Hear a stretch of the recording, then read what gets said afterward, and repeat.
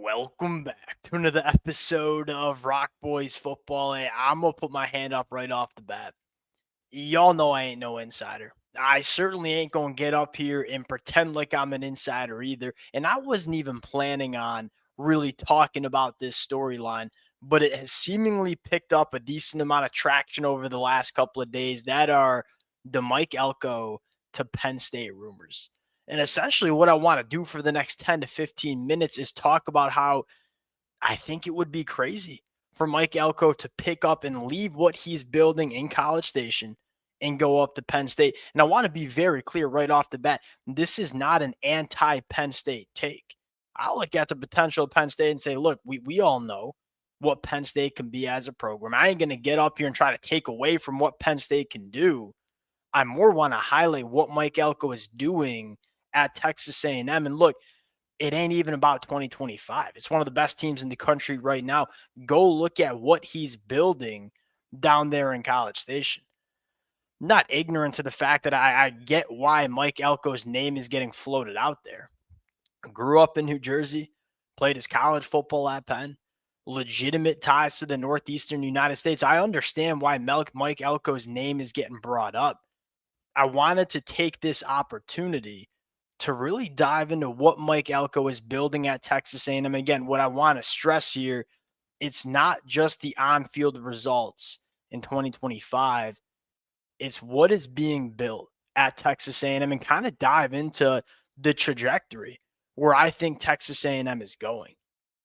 Fired up to get into it. Before we do, and as always, Texas A&M fans, Penn State fans, if you have some counter arguments, hey, that is the beauty of the coaching carousel season. Y'all let it fly in the comment section. Appreciate you guys. If y'all do enjoy the content, consider subscribing to the channel. And the reason why I have the roster out in front of us is, all right, Texas A&M, top 3 team in the country right now. They look to be one of, if not the team to beat in the SEC. Look how young this roster is. And look, there are some aspects of this roster that are going to need to be replaced after 2025. You know, you look at the offensive line, going to lose a couple of guys that have played a lot of football over the last couple of years. Going to have to replace Cassius Howell, a couple other guys on the defensive side of the football as well. Marcel Reed. Yeah, you know, in an era of college football right now where there's not a lot of quality quarterback play, Marcel Reed to me is a budding star in the SEC.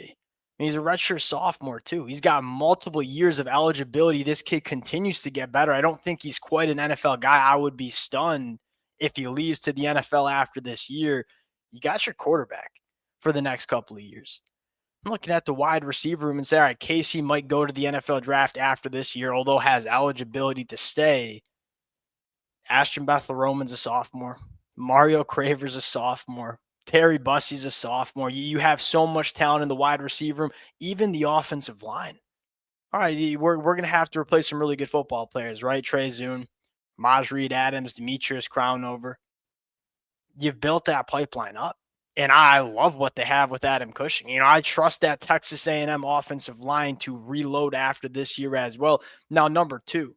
Right, it's not only about the roster that you have, but the roster you might have over the next couple of years.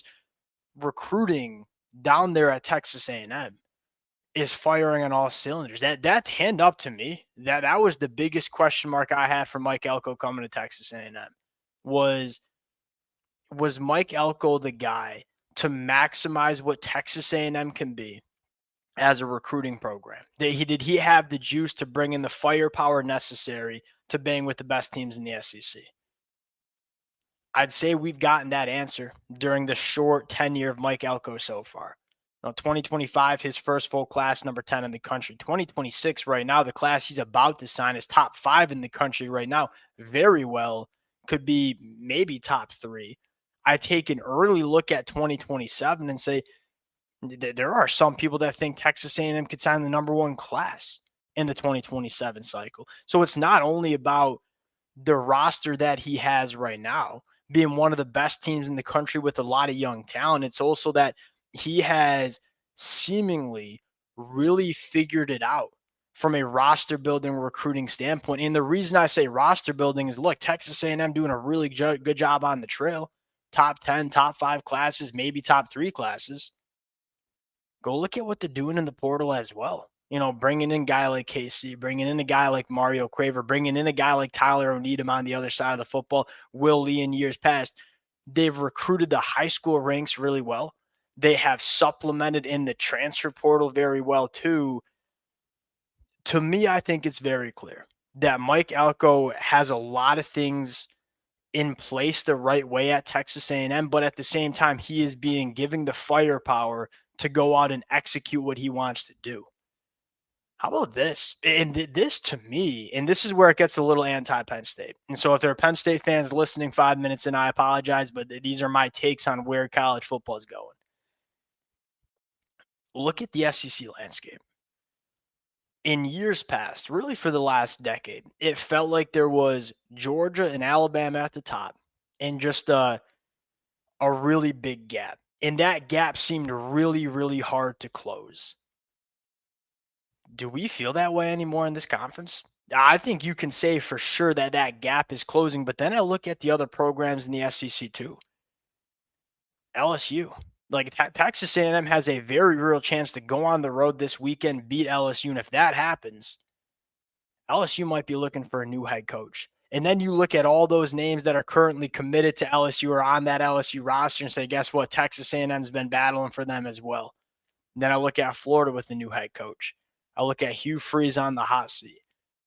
I look at what Texas is doing. I don't think Coach Sark's going anywhere, but we thought Texas was maybe going to run away with this thing in the SEC. That doesn't really seem to be the case. To me, the SEC seems to be up for the taking. And you're kind of trying to find an SEC program that's building some momentum, an SEC program that could be able to capitalize on some of the chaos that we're seeing in this conference. A lot of us are looking at Texas A&M. They could be. Am I saying that Texas A&M is going to be the premier team in the SEC and win it for the next 10 years like Nick Saban did at Alabama? Not necessarily going that far. But I look at this and say that this is a real opportunity for Texas A&M to assert themselves as a premier program in this conference. Then I look at Penn State.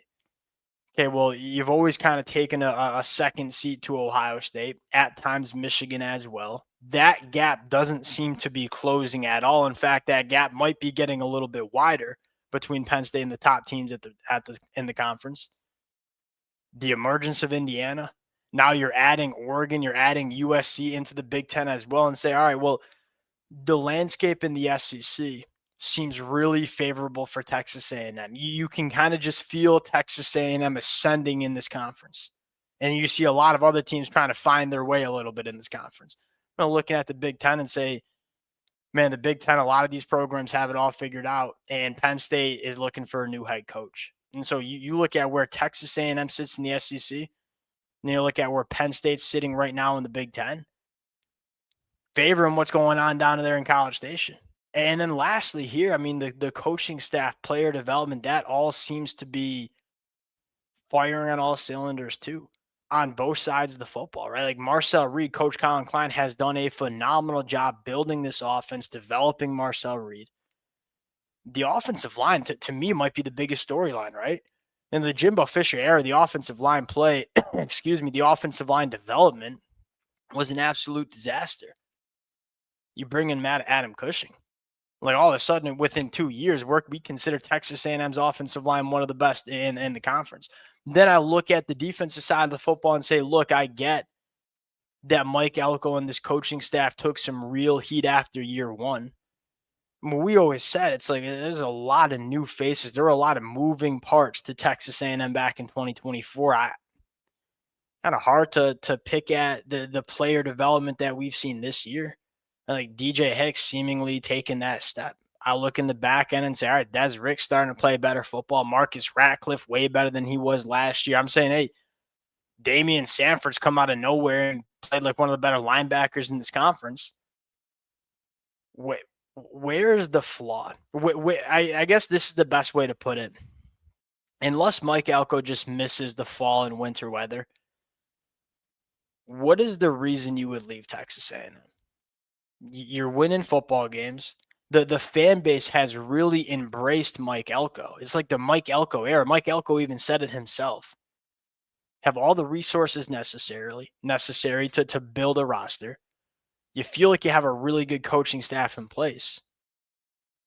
Would you really want to pick up and leave all that and try to build it at Penn State when you have a program in Texas A&M that just seems to be humming and having all the boxes checked? That's regardless if Texas A&M wins the SEC, competes for a national championship, or doesn't.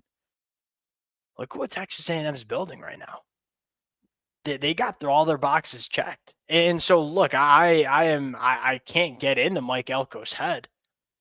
But if Mike Elko wants to win a national championship, I feel very confident making this claim. You have a much better chance at winning a national championship, competing at the highest level of the sport in College Station than you do in Happy Valley. It was kind of fun. The rumor was fun, and I was figuring out if I wanted to talk about it or not. I said, well, you can kind of use this to evaluate where Mike Elko is at Texas A&M. And then when you start evaluating, you're saying, we got everything we need.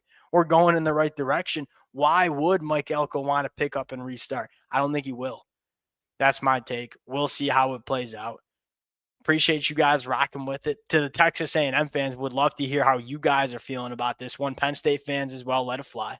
Appreciate you guys, and we'll talk to y'all later. Peace.